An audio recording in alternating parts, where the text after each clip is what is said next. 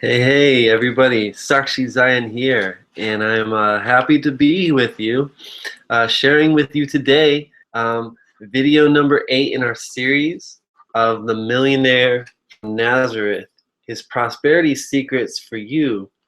And I'm really happy to be doing this video series because I just feel, this is a really important subject. It's an honor to me to be able to share and to give my insight and to just give value, to uplift people and to inspire people.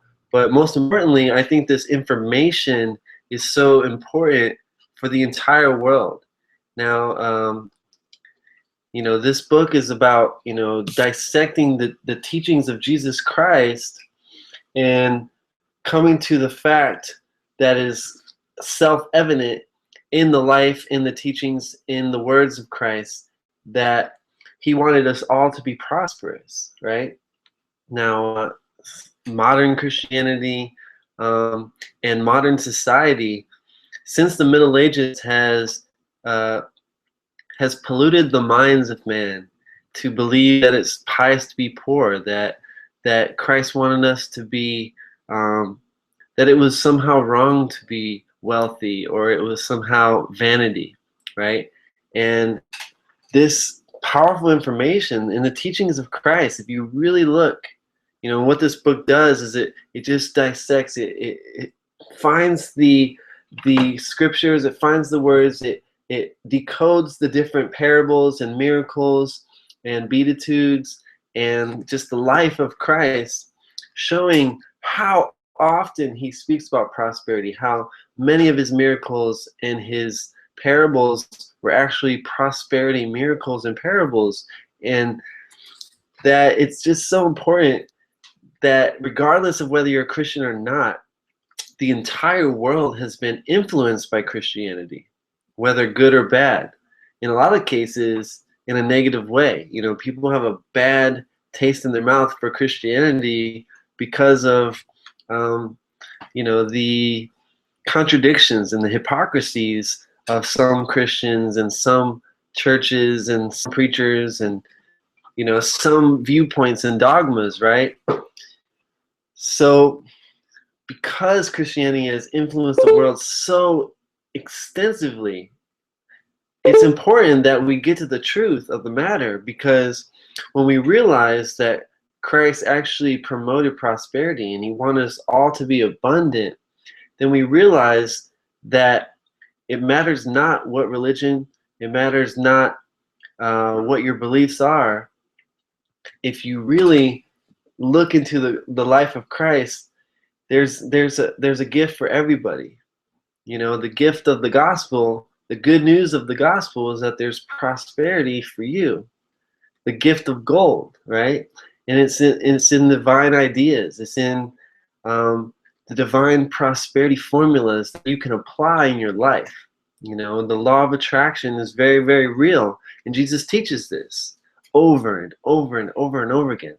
So when people get the truth, it shall set you free, as Jesus said.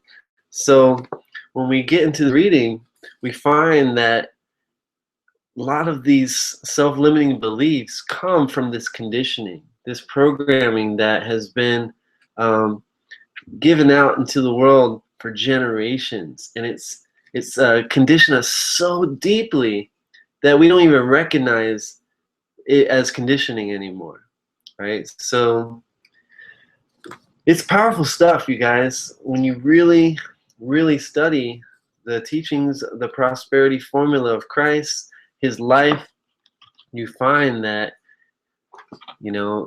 we've been misled for thousands of years, and a lot of really sincere people, sincere Christians, they don't know any better, right?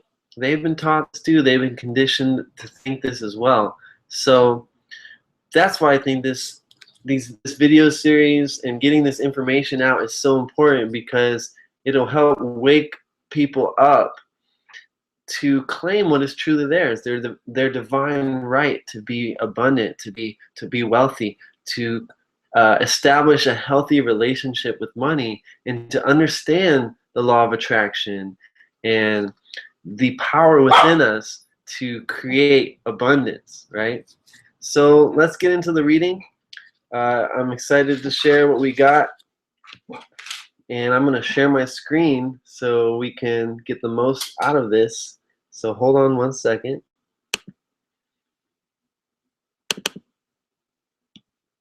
All right, here we go. The Millionaire from Nazareth, His Prosperity Secrets for You by Catherine Ponder. All right. The Prosperous Messiah's Early Church. There's a great deal more emphasis upon prosperity in the history of the early Christian church than many people have realized. Although the first churches have often been depicted as bare and unadorned, this was not so. The early Christian churches were built at a time when the alliance between the emperor and Christianity placed emphasis upon pomp and ceremony. This was long after the days of clandestine worship. The persecutions were over. Since the emperor was considered Christ's vicar, his residence was lavishly decorated as that befitting so great a personage. This was all the more reason why the church was the house of God. This is all the more reason why the church as the house of God was not to be poor, lowly, or unadorned. Mosaics, frescoes, marble, and other rich materials were used so that the church would appear as a paradise in which the soul might achieve mystical ecstasy. Under the protection of the emperor, an aristocratic emphasis was placed upon the Christian art surrounding and embodying the first churches. Certainly, the history of art reveals that many of the ancient artists had the early Christians' concept of Jesus as a prosperous Messiah. I was reminded of this recently while viewing an impressive collection of religious paintings at the J. Paul Getty Art Museum in Malibu, California. One could feel a consciousness of the prosperous Messiah that radiated from the elegant paintings found there, which depicted early works of religious art. Why you should dare to prosper. In view of the overwhelming prosperity teachings found not only in the four Gospels, but throughout the Bible and in the early Christian church, why has there been so much talk of sacrifice, persecution, and hard times associated with the spiritual way of life? History indicates that the prosperous, inspired teachings of Jesus continued to be observed during the early centuries after Christ. However, religion later became more secularized, leading to variations and departures from Jesus' original teachings. The feudal systems of the Middle Ages assured wealth only for the privileged few. During this period, the teaching of poverty and penance was offered to the masses as the only way to salvation, in order to keep people in poverty, and to make lack and privation a supposed Christian virtue. Unsuspecting millions were led to believe that it was pious to be poor, a belief which was useful in forestalling revolution among the masses. This belief had a political, not a spiritual foundation. Even though Jesus was a master teacher of prosperity, some of those old feudal ideas about poverty as a spiritual virtue have persisted until this day. As a child, growing up in the Deep South, I often heard people say, "I am poor, but I'm a good Christian." That statement made it sound as if all the rich folks were bound for hell just because they were prosperous. This attitude always bothered me. My silent reaction was, why should Christians or any other group have to be poor? God is our loving Father, and He isn't poor. Neither is He stingy.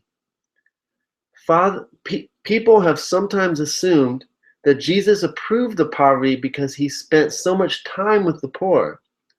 Through His teachings and presence, Jesus was trying to lift up the poor of His time into a consciousness of universal abundance. By Jesus' standards, you are not a very good Christian if you are poor. Poverty is a form of hell caused by man's blindness to God's universal abundance for him. A loving Father's desire for you is unlimited good, not merely the means of a meager existence. You cannot be very happy if you are poor, and nobody needs to be poor. It is a sin to be poor. It is your Father's good pleasure to give you the kingdom of abundance, and it should be your good pleasure to receive it. As stated previously, the word wealth means grand living. That is what Jesus stood for and taught, a philosophy of abundance that could lead to grander living than ever before. No one should go through life a beggar when he can be a king. So, dare to prosper. How a businessman attracted millionaire customers.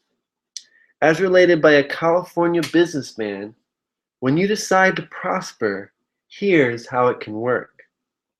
I began studying your book, The Dynamic Laws of Prosperity, more than 15 years ago at a time when I was conducting my business out the back of a pickup truck.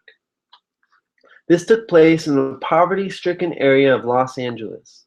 Through my diligent study of the power of prosperous thinking, I have had outstanding business success over the years. I now live and work in a famous desert resort area of Southern California known as the Playground of the Rich. In spite of my earlier success, when the first book in your new series on the millionaires of the Bible was published, entitled The Millionaires of Genesis, I devoured it. Those millionaires of Genesis had a dramatic effect upon my life. They revolutionized my already prosperous thinking.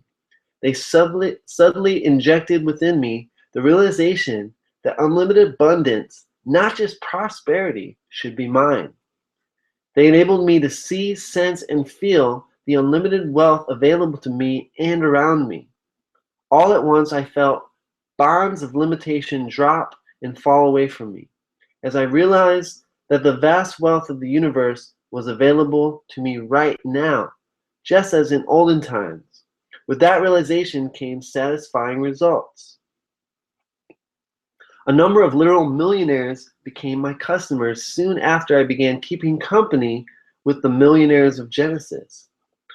One new customer's take-home pay is reported to be a cool $50 million a year. He is one of the richest oil men in this country.